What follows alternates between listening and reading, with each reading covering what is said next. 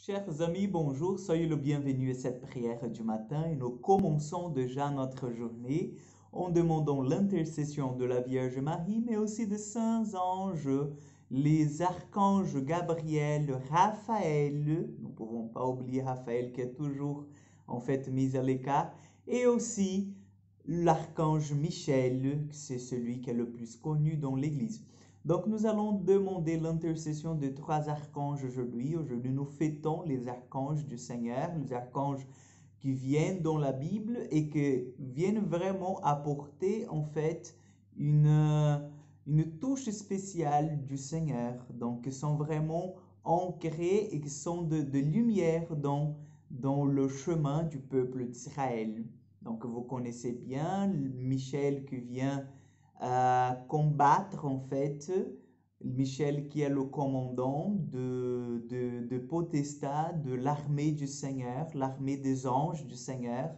Nous voyons bien Raphaël qui vient guérir Tobie et nous voyons bien sûr Gabriel qui vient porter l'annonce du Seigneur à la Vierge Marie. Donc demandons aussi avec la Sainte Vierge l'intercession des archanges pour que nous puissions avoir dans notre cœur ce désir d'être devant le Seigneur toujours. Au nom du Père, du Fils et du Saint-Esprit. Amen. Je vous salue Marie, pleine de grâce, le Seigneur est avec vous.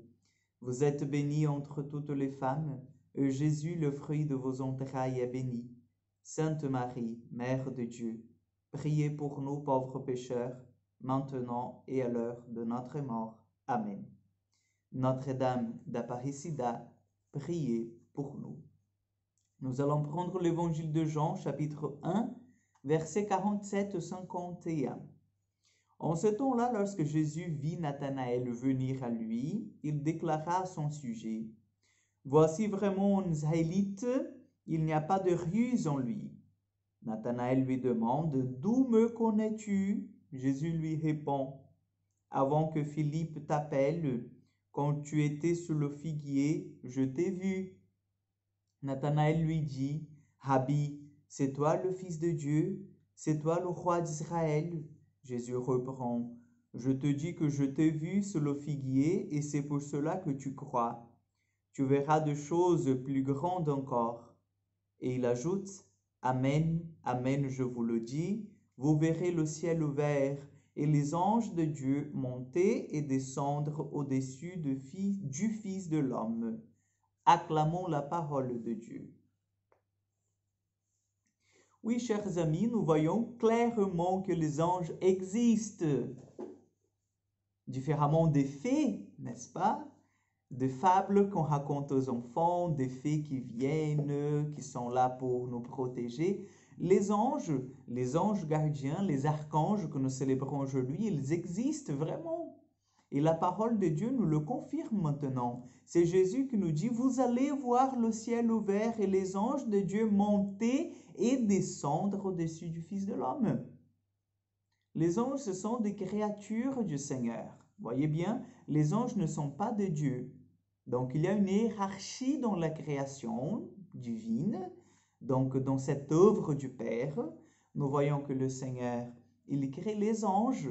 Ce sont les esprits les plus proches de Dieu. Donc, nous pouvons dire que les anges, ils ont une pureté plus grande, une intelligence plus grande, une vision plus aiguë que la nôtre, puisqu'ils sont plus proches de Dieu. Et puis, nous avons bien sûr dans cette hiérarchie les hommes, avec leur côté matériel, animal, c'est-à-dire avec tous les sens ouverts au monde matériel, mais aussi cette âme que nous pouvons appeler d'âme spirituelle, capable de se mettre en relation avec le Seigneur, capable de recevoir Dieu, capable de connaître Dieu.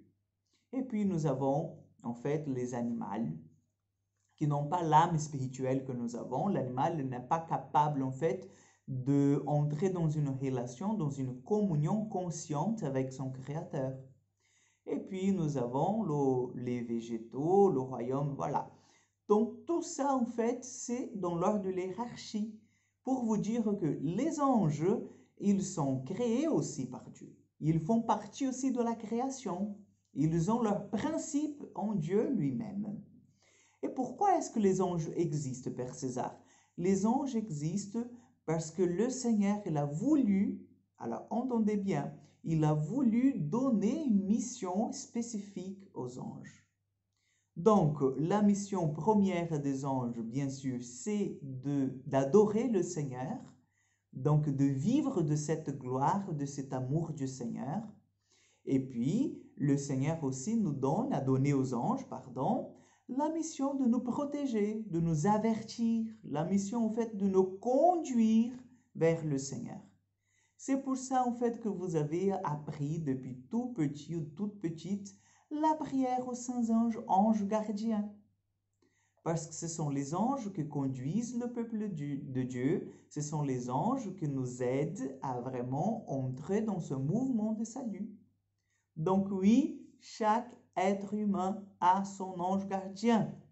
Et aujourd'hui, nous parlons en fait des anges qui sont encore plus grands que les anges normaux. Ce sont les archanges, c'est-à-dire en fait que les archanges ont un degré d'importance un peu plus grand. Parce que leur mission, elle est encore plus grande. Vous voyez? Donc Michel qui vient porter l'annonce à Marie que Jésus allait être le sauveur de l'humanité, il allait naître d'elle. Puis Tobie, comme on a dit au début de cette prière, Michel qui combat contre les anges rebelles. Donc les archanges ont une mission encore plus grande, ils ont une grâce encore plus grande, une proximité encore plus grande avec le Seigneur. Donc demandons aujourd'hui l'intercession des saints anges, saints archanges, pour que nous soyons fidèles à la mission que le Seigneur nous donne, lui aussi. Le Seigneur soit avec vous. Que Dieu Tout-Puissant vous bénisse et vous garde, le Père, le Fils et le Saint-Esprit. Amen. Que Dieu vous accompagne, chers amis, et à demain pour encore une prière du matin.